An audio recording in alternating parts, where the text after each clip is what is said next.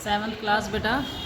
अब जो हम आपकी रिवीजन करा रहे हैं वो करा रही हूँ मैं आपकी चैप्टर नंबर 16 की रिवीजन। ठीक है, 16 चैप्टर में आपके पास 3 टॉपिक्स आएंगे, मीन, मीडियन और मोड। ठीक है, इन तीनों टॉपिक्स की रिवीजन दोबारा से करा रही हूँ कि मीन कैसे निकालते हैं, मीडियन कैसे निकालते हैं और मोड कैसे निकालते हैं।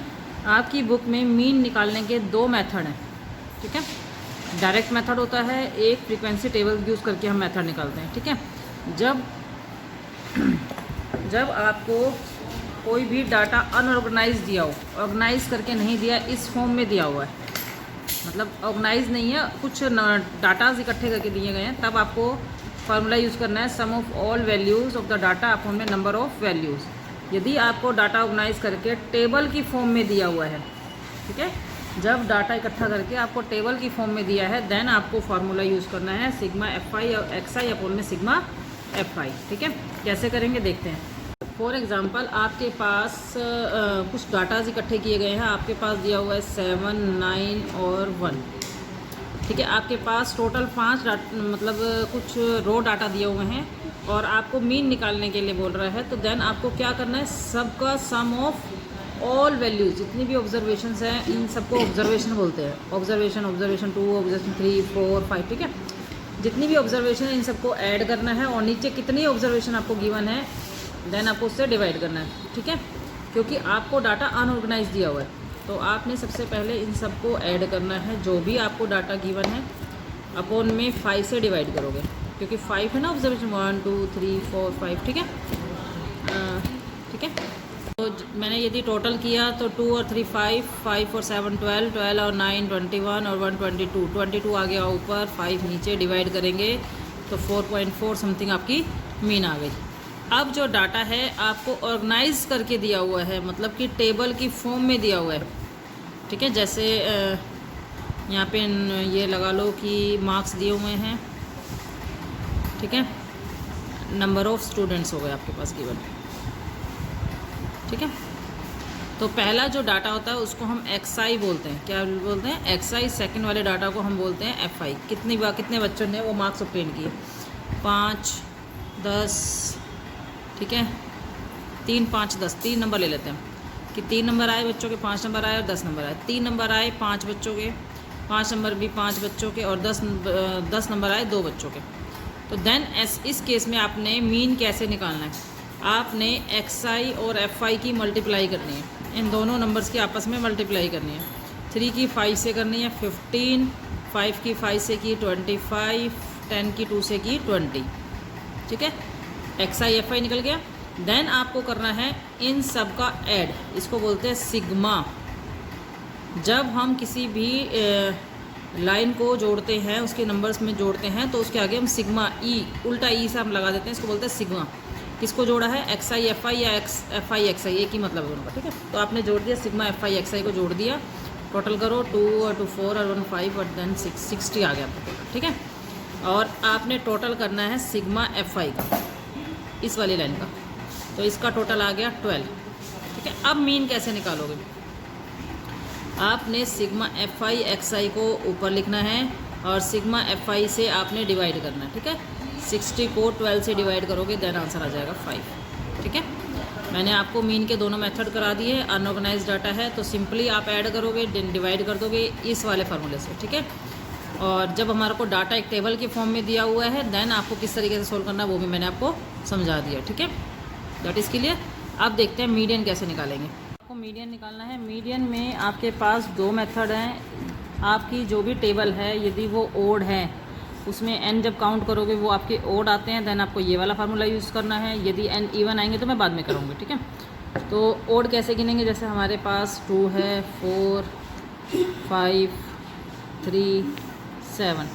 ठीक है, सबसे पहले ओड या इवन चेक करने से पहले का भी काम है आपका असेंडिंग या डिसेंडिंग ऑर्डर निकालना। सबसे पहला काम है असेंडिंग या डिसेंडिंग, तो मैंने लिख दिया इन असेंडिंग ऑर्डर। जो भी आपके पास टेबल डाटा दिया हो उसको ऑर्गेनाइज करके असेंडिंग ऑर्डर में लेके आओगे सबसे पहले। तो पहले मेरा 2 आएगा, फिर 3, 4, फिर 5, देन 7।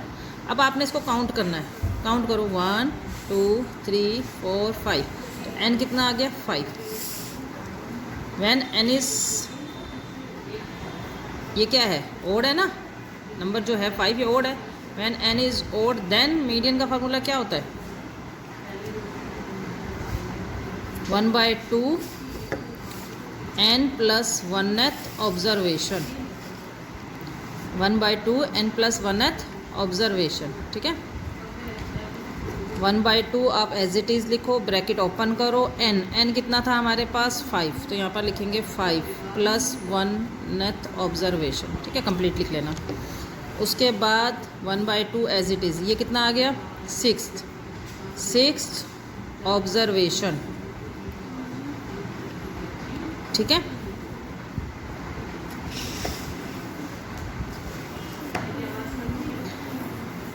ऑब्जर्वेशन बाहर आएगा। ठीक है 6/2 का मतलब हो गया 3rd ऑब्जर्वेशन, आपको बतानी है कौन सी है। ठीक है 3rd ऑब्जर्वेशन बतानी है आपको कौन सी है।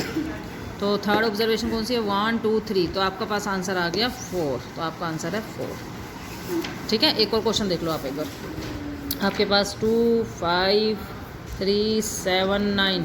ठीक है तो आपने सबसे पहले इसको असेंडिंग ऑर्डर में किया, 2 लिखा, फिर 3, फिर 5 7 9, एन आपका इवन ओड आ गया।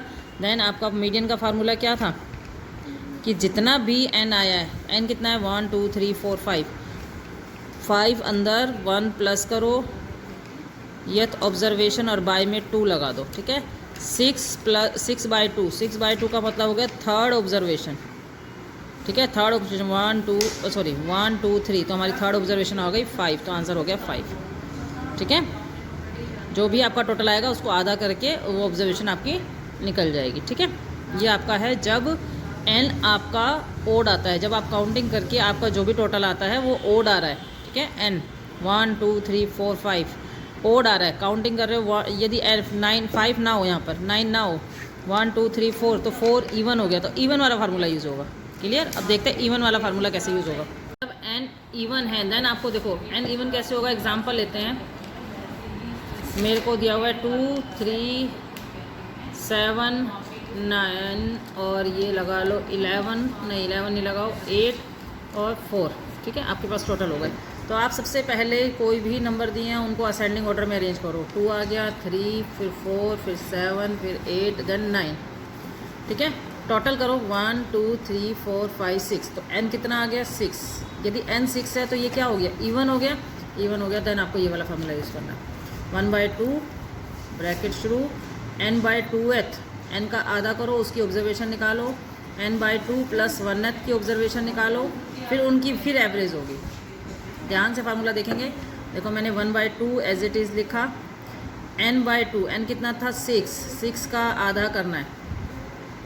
ठीक है प्लस 6 का आधा तो करेंगे बट उसमें 1 जोड़ेंगे TH। ठीक है ऑब्जर्वेशन 1/2 6 का आधा करेंगे कितना आएगा 3rd, 6 का आधा करेंगे 3rd plus 1 4th observation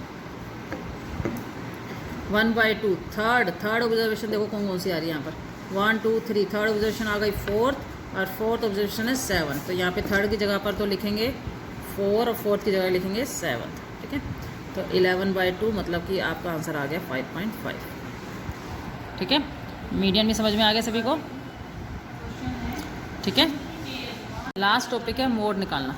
mode कब निकलता है, जब आपकी मोड निकालने का सबसे अच्छा तरीका है कि आपकी फ्रीक्वेंसी जिसकी ज़्यादा हो, जो नंबर सबसे ज़्यादा रिपीट होता है वही मोड कहलाता है। जैसे मैंने 2 लिख लिया, 3 5 7 2 7 9 2 7 9 3 2 5। ठीक है तो आपको चेक करना है कि कौन सा नंबर सबसे ज़्यादा बार रिपीट हुआ है। 2 कितनी बार हुआ है 1 2 3 4, तो 2 तो हो गया 4 टाइम्स, इसके ऊपर मैं 4 लिख देती हूँ। 3 को चेक करो 1 2, तो 3 हो गया 2 टाइम्स। 5 को चेक करो 1 2, ये भी 2 टाइम्स है। 7 को चेक करो ये भी 2 टाइम्स है, और 9 ये भी 2 टाइम्स है। तो सबसे ज़्यादा नंबर कौन रिपीट हुआ है, यहाँ पर 2 रिपीट हुआ है, तो यहाँ पर लिखेंगे मॉड इक्वल में 2, ब्रैकेट में लिखोगे हाईएस्ट फ्रीक्वेंसी। हाईएस्ट फ्रीक्वेंसी का मतलब हो गया कि इसकी सबसे ज़्यादा फ्रीक्वेंसी है। ठीक है अब यदि यही डाटा बहुत सारे नंबर्स में आ जाए, यही डाटा आपके बहुत सारे नंबर में आ जाए, तो आपको ऐसी टेबल बनाने की जरूरत पड़ेगी, फ्रीक्वेंसी टेबल। जैसे 2 कितनी बार आया 1 2 3 4, 3 कितनी बार आया 2, 5 कितनी बार आया 2, 7 कितनी बार आया 2, 9 कितनी बार आया 2, तो मतलब ये 4, ये 2, ये 2, ये 2, ये भी 2, ठीक है। देन आपकी फ्रीक्वेंसी कैसे पता चलेगी किस नंबर की सबसे ज़्यादा है? जिसका भी ये वाला आंसर, इसको बोलते हैं फ्रीक्वेंसी, ठीक है ना। आप टेबल में लिखते हो ना यहाँ पे फ्रीक्वेंसी, जिसकी भी फ्रीक्वेंसी सबसे ज़्यादा होगी वही नंबर आपका मोड कहलाएगा, ठीक है। जिसकी भी फ्रीक्वेंसी सबसे ज़्यादा होगी, यहाँ पर सबसे ज़्यादा होगी, उसका जो मेन आंसर होगा वो आपका मोड कहलाएगा। तो 2 मोड हो गया। तो मैंने आपको दोनों तरीके से बता दिया, बिना टेबल के भी और टेबल के भी, ठीक है। तो आपको केवल मैं एक ही क्वेश्चन भेजूंगी, आप सभी बच्चों ने मुझे वो क्वेश्चन करके मुझे पर्सनली नंबर पे सेंड करना है। उसमें मीन, मीडियन, मोड तीनों ही आपने निकाल के दिखाने हैं मुझे, ठीक है। Thank you, have a nice day.